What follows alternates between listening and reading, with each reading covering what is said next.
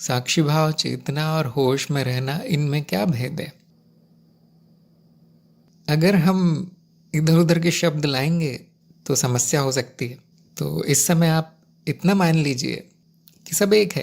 कुछ लोग कहेंगे जागृति में रहना, कुछ लोग कहेंगे जागे रहना, कुछ लोग कहेंगे ध्यान में रहना, कुछ लोग कहेंगे स्मरण में रहना। तो जितने शब्द लाएंगे उतने आप भ्रमित होते रहेंगे। इसीलिए जो आपको जिस परंपरा में, जिस मार्ग में, जिस गुरु के द्वारा सिखाया गया है, वही शब्द प्रयोग कीजिए, फिर उलझन नहीं होगी। तो आपने जहाँ भी चेतना और होश सुना है, वहाँ एक बार कोशिश कर सकते हैं जानने की वो क्या है, जहाँ पर भी आपने सुना होगा। कार्यक्रम में तो ये सब नहीं है। कार्यक्रम में साक्षी भाव है जो स्मरण मात्र है। अगर आप एक आम आदमी से पूछेंगे आप बेहोश हैं या होश में हैं, तो वो बोलेगा मैं होश में हूँ। लेकिन क्या वो साक्षी भाव में? क्या वो जानता भी है कि वो साक्षी क्या है? इसलिए जो शब्द अज्ञान बढ़ाते हैं, ये जो स्पष्ट नहीं है, जिसका अर्थ कोई नहीं जानता, न ज्ञान मार्ग में प्रयोग हुए, छोड़ देना अच्छा है। जो आपको सिखाए गए हैं शब्द, उनका अर्थ जानना सबसे ज़रूरी है आपके लिए, ना कि दुनिया भर में क्या हो रहा है, किन शब्दों का प्रयोग हो रहा है वो जानना। फिर भी आपको कोई शब्द पसंद आ जाता है तो आप उसकी परिभाषा कर सकते हैं ऐसे कि आज से मैं होश को ही साक्षी भाव कहूँगा। क्यों? साक्षी भाव बोलने में थोड़ी परेशानी होती है, होश अच्छा है।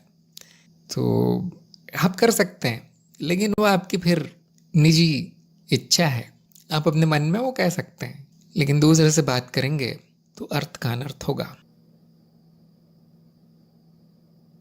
तो कोई बात नहीं, क्योंकि आप सीख रहे हैं, अभी सीखने वाले चरण में हैं आप, तो ऐसा होगा। अगर स्पष्ट नहीं हो रहा है कि मैं साक्षी भाव में हूँ या नहीं हूँ, तो ये मान के चलना है कि नहीं हूँ। क्योंकि साक्षी भाव ऐसी चीज़ नहीं है जिसमें शंका आ जाए कि मैं उसमें साक्षी भाव में हूँ या नहीं हूँ। जैसे आपको कोई पूछे आप स्त्री हैं पुरुष, जब आप कहते हैं मैं स्त्री हूँ, तो ऐसा नहीं कहते मेरी समझ में नहीं आ रहा मैं स्त्री हूँ या पुरुष, कभी नहीं। इसी प्रकार जब आप ज्ञान में रहते हैं कि मैं दृष्टा हूँ, मैं साक्षी हूँ, मैं अनुभव करता हूँ, तो वो व्यक्ति ये नहीं कहेगा मेरी समझ में नहीं आ रहा मैं अभी क्या हूँ, कभी नहीं कहेगा। कह रहा है मतलब जानता नहीं, ना उसको याद है मैं क्या हूँ, ना उसने समझा होगा कि मैं क्या हूँ। तो है नहीं, देखिए साक्षी भाव है नहीं, उसमें कोई बीच की स्थिति नहीं होती कि आज मैं साक्षी भाव में था लेकिन समझ में नहीं आ रहा था मेरे क्या था। ऐसा हो नहीं सकता। देखिए जब नहीं होता साक्षी भाव तो ये प्रश्न ही नहीं आता कि मैं हूँ या नहीं साक्षी भाव में, पूरा अंधकार ही होता है, पूरा ही भुला दिया जाता है। वो प्रश्न ही नहीं आता, वो कल्पना भी नहीं आएगी कि मैं क्या हूँ, क्योंकि जैसे ही याद आ गया कि मैं क्या हूँ, वो साक्षी भाव आ गया। क्योंकि साक्षी भाव क्या, याद आना है, स्मरण है, इससे ज़्यादा कुछ भी नहीं है। वृत्तियों का अभाव नहीं है, वृत्तियों का दमन नहीं है, कर्म को रोक देना नहीं है, खाली बैठ जाना नहीं है साक्षी भाव, केवल स्मरण है।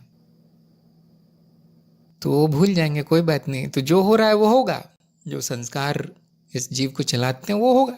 क्या वो बुरी बात है? बिल्कुल नहीं। तो जब आ जाए साक्षी भाव, मान लीजिए आ गया आपका, तो उन घटनाओं को प्रकाश में दोहरा लेना है।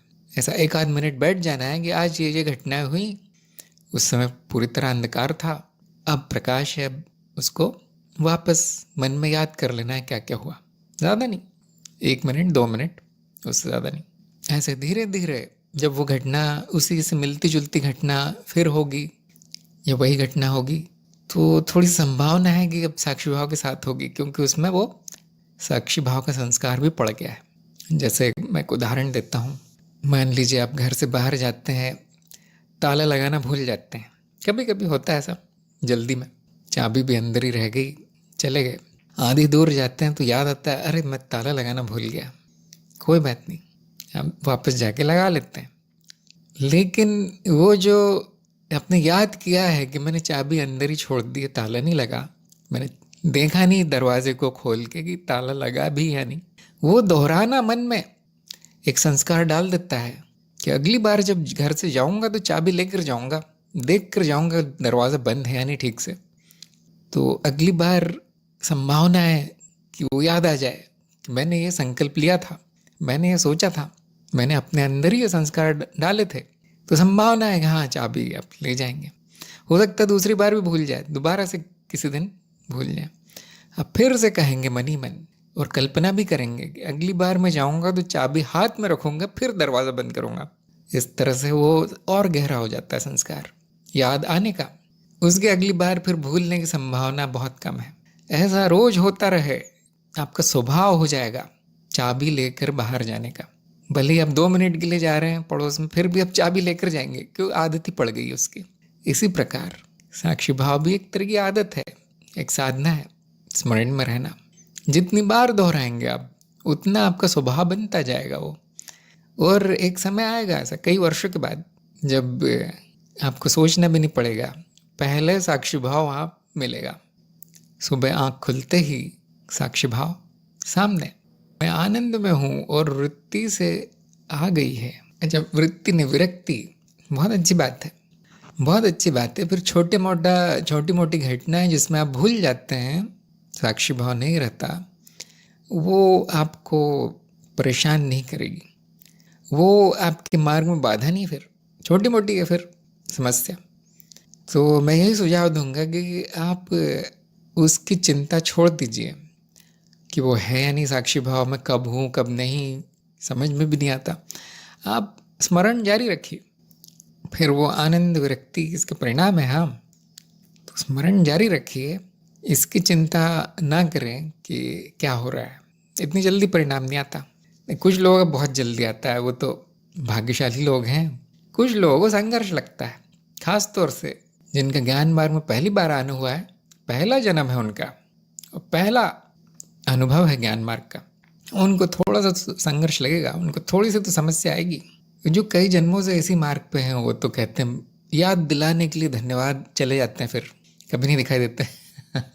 आ गया साक्षी भाव उनका। तो हाँ, इस ज्ञान मार्ग में भी, ज्ञान दीक्षा कार्यक्रम में भी ऐसे कई लोग आए हैं जो मैंने देखा है, अपने सामने देखा है। पहले दिन से साक्षी भाव है उनका। मैंने कहा तुम तो सब जानते हो, सब कुछ आता है तुम्हें। कभी कभी वो मुझे भी सिखा देते थे कि आपने यहाँ गलत बोला है, आपने गलत लिखा है, शास्त्र में वो लिखा है। मैंने कहा सब तो जानते हो, फिर तुम क्यों कर रहे हो कार्यक्रम? बस थोड़ा सा याद कर रहा हूँ, भूल सा गया था मैं। चले जाते हैं, गायब हो जाते हैं फिर। तो जो नए लोग हैं, हिम्मत ना हारें, समय लग जाता है। ज्ञान को दोहराते रहे, ना कि इस चिंता को कि मैं साक्षी भाव हूँ या नहीं। ज्ञान को दोहराते रहें। जैसे मैंने कहा है अनुशासित कार्यक्रम है, हाँ, तो आपको वो जो समय दिया गया है मनन का, दैनिक मनन, वो आधे 1 घंटे लेके बैठ जाना है। अनुशासित ज़बरदस्ती, मतलब एक तरह की ज़बरदस्ती है ना, क्योंकि मन तो चाहता नहीं है सब करना, क्योंकि उसकी आदत बिगड़ चुकी है। तो उसको बिठाना है वहाँ, मनन कुछ ना कुछ करना, कुछ ना कुछ सोचना है ज्ञान के बारे में। मैं साक्षी कैसे हूँ, मैं अनुभव करता कैसे हूँ, अस्तित्व क्या है, क्या बताया गया था, या कुछ वीडियो ही देख लेना है, भले आपने 10 बार देख लियो, फिर भी देख लेना क्या जाता है। दोहराव, संकल्प बना दे जाना है। तो इसी जन्म में अखंड साक्षी भाव संभव है।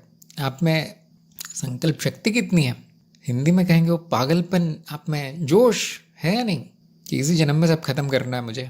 एक साधक में एक तेज होता है ना, साधक में एक शक्ति होती है, साधना की शक्ति, आग, वो आपको स्वयं में जलानी है। जो हो जाए मैं छोड़ूंगा नहीं, इसे कहते हैं जोश, पागलपन, निष्ठा, पूरी तरह से समर्पित साधना में, और कुछ नहीं करना चाहता हो। और कुछ करने को बोला जाए तो वो गुस्सा हो जाता है कि मुझे ये क्यों काम दिया, मुझे ये सब क्यों करना पड़ता है, सांसारिक लोगों का काम, मुझे केवल साधना करनी है। तो ऐसा व्यक्ति जल्दी स्थित हो जाएगा ज्ञान में। और जो बिल्कुल ध्यान नहीं दे रहा है, जिसका कि लक्ष्य कुछ और ही है जीवन का, वो छोड़ देगा कि है तो ठीक है, नहीं है तो ठीक है, ऐसा बोल के साधना आनी जानी रहेगी उसकी। वो ऐसे लोगों को कई जन्म लग जाएंगे। हम सब बाकी लोग बीच में हैं कहीं, मान लीजिए 30%, 50%, 60% लक्ष्य के करीब है। तो लक्ष्य की चिंता नहीं करनी है, मैं चल रहा हूँ या नहीं, रोज एक एक कदम बढ़ रहे हैं या नहीं, वो देखना है बस। उस पर ध्यान दीजिए, उसकी चिंता कीजिए।